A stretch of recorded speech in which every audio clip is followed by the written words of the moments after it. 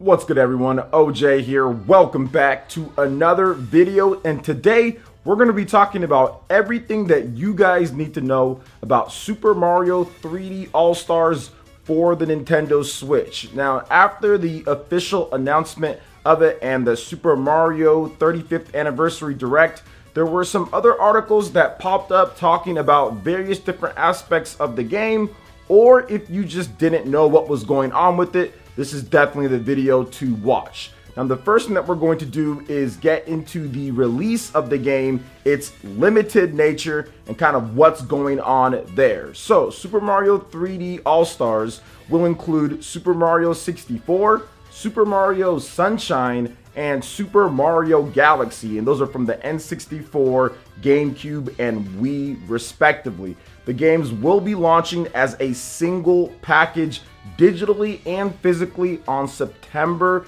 18th for $59.99, once again physically and digitally. Pre-orders are already up on various different retailers, for example like Best Buy and also Amazon.com. Now, I had no problem myself securing pre-orders, so it doesn't seem like they are running out of pre-orders at this point.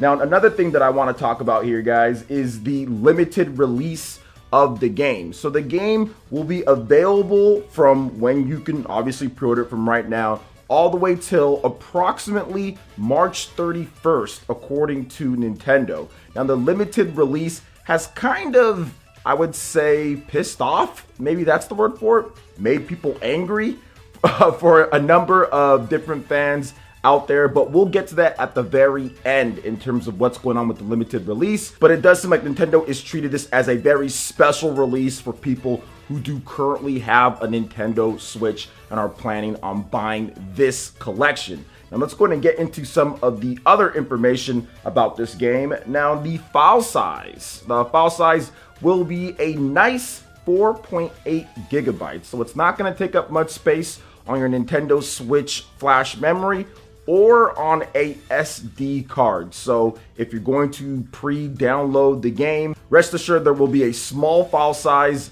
for the game. So that's pretty good to see. Now, another thing is the resolution and frame rate. Now, I wasn't able to track down official stats on the frame rate from Nintendo, but we did get official resolution numbers for the game. Super Mario 64 in docked mode will have 960 by 720p. In tabletop or handheld mode, it'll also be 960 by 720p.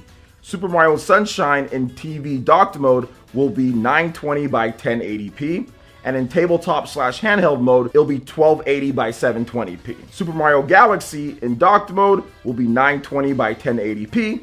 While tabletop and handheld mode will be 1280 by 720p. Now, when it comes to the frame rate of it, based off of just looking at it, it does seem like each game might retain their frame rate from what they were, but I'm not 100% on that, guys. If I find any more information after I'm recording, I'll make sure to put that in the description, or I'll also have it on screen if I can.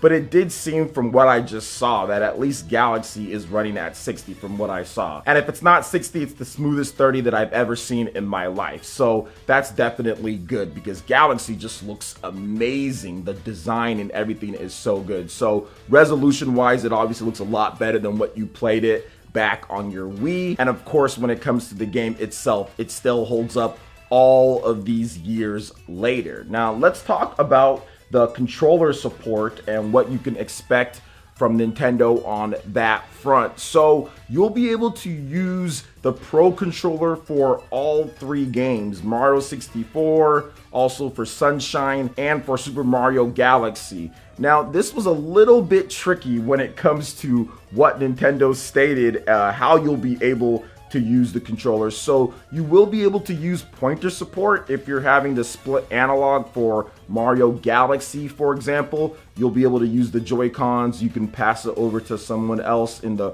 co-op or co-star mode, but you'll also be able on the Switch Lite to use the touchscreen in order to gather the star bits on there. So if you want to play with a Switch Lite, or if you want to play on the TV docked, there will be complete Pro Controller support. You don't have to use the Joy-Cons and motion controls for docked TV play.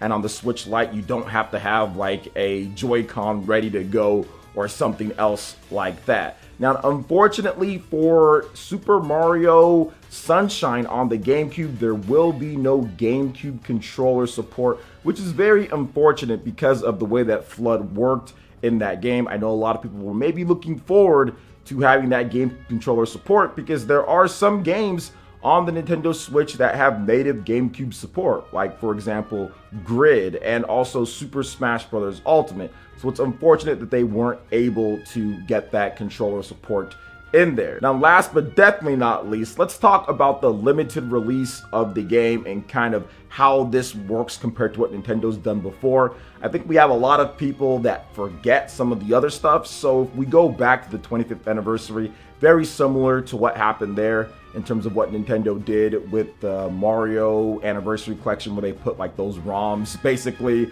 Mario All-Stars, on a Wii disc and said, here you go. That was a limited print run for it as well.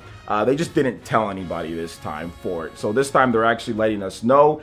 And what I think personally, in terms of why they're doing that, it's order to get everybody to rush out there and drive up the value of the games. They're trying to say, hey, this is something that's limited. You're going to want to pre-order it. We're not going to be doing this later. So go buy it now, because once it's done in this current form for the anniversary. I think afterwards, there's no way that Nintendo doesn't say, hey, you can buy these games individually for 20 bucks a pop or something like that, or they become some type of Nintendo Switch Online thing to entice more people to buy the Nintendo Switch Online. Maybe when GameCube gets added as a console support, or Wii gets added, or the N64 gets added, there might be one of these games that come with it. Otherwise, you'll be able to buy the games individually as well, because there's no point in getting them ported over than not also having them to make even more money. If anything, Nintendo's just limiting their money. I've heard people say it's super anti-consumer, but all that does is make Nintendo less money if they don't sell the game for longer. And there's no way with these classic games that they're not going to make more money off of the games at some point, since the ports are already done on the Nintendo Switch. So right now they're just trying to drive up people pre-ordering it and buying the game and making it special for the 35th anniversary for those who want to get it at this point. And then for everybody else afterwards, they'll be able to buy the games eventually. They'll just be individually. That's just my thought process. That's my speculation on the matter when it comes to limited releases. This is coming from somebody who has experience doing business and marketing, which I used to work for companies where they did stuff like that all the time. Limited release of certain cars that you can rent, limited release of certain shoes that you can buy, limited release of certain shirts that you can buy. I mean, it's something that's been out there before. Heck, there's been Jordan shoes, right? Limited release of Jordan shoes that you can buy. They make this amount, then once that's done, it's done. Maybe they bring it back. There's other times where they wait, and then you can buy it normally. It's sort of just to drive up pre-orders and value of whatever you're selling, and then eventually, if you want to go back to it, you will. But in Nintendo's case, we've seen it before, and I think that they're definitely going to want to make more money off of these games,